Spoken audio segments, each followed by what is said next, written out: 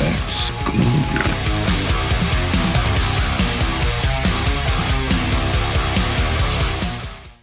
Crushing Hand is a way better build than Quill Volley, and I'm gonna tell you why. It is faster at any content that isn't Pit 150. It will clear Pit 101, where you're farming the best Glyph XP, the best Paragon XP, or Pit 120 faster than Quill Volley can. Way faster. In fact, I can clear a Pit 101 in a minute 50 seconds, 2 minutes average time. It's way faster, maybe 50% faster than Quill Volley. It's very similar, and has also the advantage of being way tankier, because we are capping barrier much more easily with Crushing Hand. Crushing Hand gives us 30% barrier. We also have insane size, as you can see. The AoE we have makes the gameplay much smoother. You do not have to worry about hitting things. And the gameplay, in my opinion, is way better with this skill. Let's go over the changes from one version to the other. Let's start with the helm.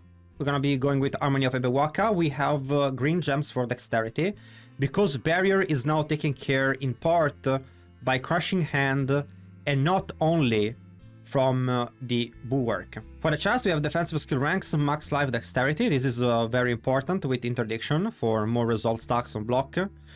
The Paragon board is also changed. We have more block also on the Paragon board. We're gonna talk about that later. We have on the gloves, max life, attack speed, core. Now, attack speed here, I would remove it. If you have a maxed out build with 3G attack speed, either 2 on the ring and 1 on the amulet, or 3 attack speed GA in total, then you'll be fine. Here you could run resource cost reduction instead of attack speed, and resource cost reduction is bugged and increases your damage. I think it's worth to run resource cost reduction. If you find yourself to not have full GA items and lacking attack speed, simply play with attack speed on the gloves. It's a very minor optimizations. I have core skills, but of course you can run Crushing Hands. Barrier generation instead of card control. Unfortunately, my gloves are bricked. For the pants, maximum life, basic skill, I have armor on it, and I am running with damage on feared enemies. Now, this combos very well with the ranks to defensive skills, because my Scourge with higher ranks resets really fast and have a very high uptime of 40% damage and stagger bosses quicker. For the boots, I have dexterity, max life, move speed, barrier generation, ferocity aspect. The aspect for the pants, already talked about it.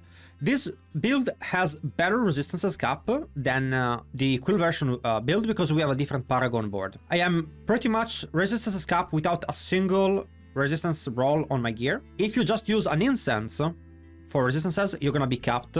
In my personal experience, I never died. This build is way tankier because Crushing Hand continuously generates barrier at a higher rate than Bulwark can. So I don't find myself needing the resistances, but with the Elixir you'll be capped. For the Spirit Hole, we are actually gonna be playing Eagle, because we already have the Gorilla from the Crushing Hands.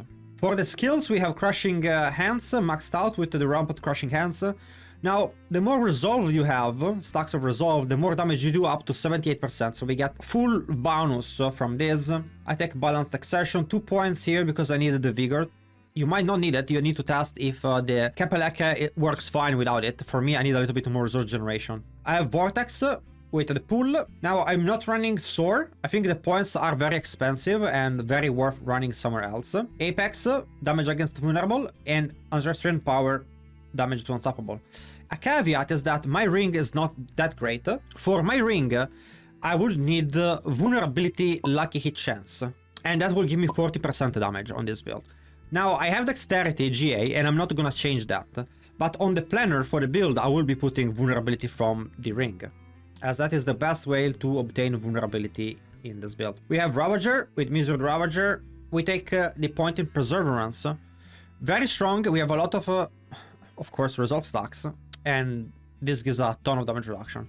Only 1 point in Armored Hide, because we get +4 from the chest. Same thing for Counterattack, Scourge, etc. I take 2 points in Anti-Venom so that I can cap, pretty much cap in combat. These points are not reflected here, but they will when you're in game. 2 points is enough, in my opinion. The 10% block is more damage. Dominant, Resilient, we take Brilliance, of course. We have Captain and Move Speed. Potent, Furnace, Classic, 3 points here. The Hunter's 1 rank, and we have Prodigy's Tempo. very strong build. The biggest changes for the build are gonna be in the Paragon board. So let's take a look at what changes for the Paragon board. The biggest change is that I had to remove Convergence. We are now playing Infighter. This board is actually pretty sweet. So let's take a look about the upgrades this board provides. This board is not as good for Quill Volley, but it's really good for this build. We get fire resistances, which is really strong as it allows us to cap fire resistance. A good node with max life and all res. The Infighter node, when you dodge or block, you gain 2% increased attack speed and 1% increased damage for 5 seconds. Now, this is relevant, and we're gonna talk about it in a second. Finishing up here, we're gonna be playing Spirit. It's a high dexterity board. The rest of the board is very similar. We still have Talon here in Revealing. We have Vicious Shield, but now we have Outmatch here, because we do not run Sapping, so we do not need any type of like elemental damage increase to cap Convergence. Sapping, of course, remains the same with the Managerist. It's important to run some strength on the magic nodes so that you're able to cap all the rare nodes on the Paragon board.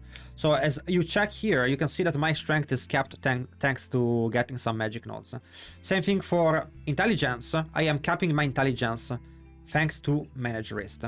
So I'm putting a point here, 2 points here, and I get, you know, that 50 extra intelligence really does the trick. Last board is Colossal on the starter board, because Colossal gives damage for each stack of Resolve. That's really powerful as we run full Resolve in the build. We talked about the attack speed. So we get a certain amount of attack speed from this legendary node in Fighter. It's attack speed from cap 1. It's up to 20%, well no, 18% attack speed.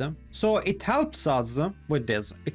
It helps us, we do not need attack speed on the gloves, we can run resource cost reduction, and we do not actually necessarily need the triple GA Mastercraft, like in the Quill build, to reach 100% attack speed from cap 1. It's very good, and this way we can get to attack speed breakpoint, which is 99% of cap 1 attack speed is the breakpoint, plus 13 stacks of ferocity for cap 2. That's what you want to have to maximize the damage of your Jaguar main hull. If you're wondering why I'm not using the aspect for Crushing Hands, so if I take a look at the Crushing Hands aspect, Unrelenting aspect, those 10 extra hits are not gonna overpower, and they are not gonna benefit from the Kapeleka. So we are not running that aspect. In fact, honestly, not running 100%, 20% move speed and 20% attack speed Moonrise is very hard for any aspect to take the place of Moonrise when you're running with Kapeleka. So we do not need it. We increase the size of our Crushing Hand with Kapeleka. It gives us max size of our skill. So everything worked out flawlessly. It's a great build. Trying it out and let me know if you think you're having a better time than Quill Volley.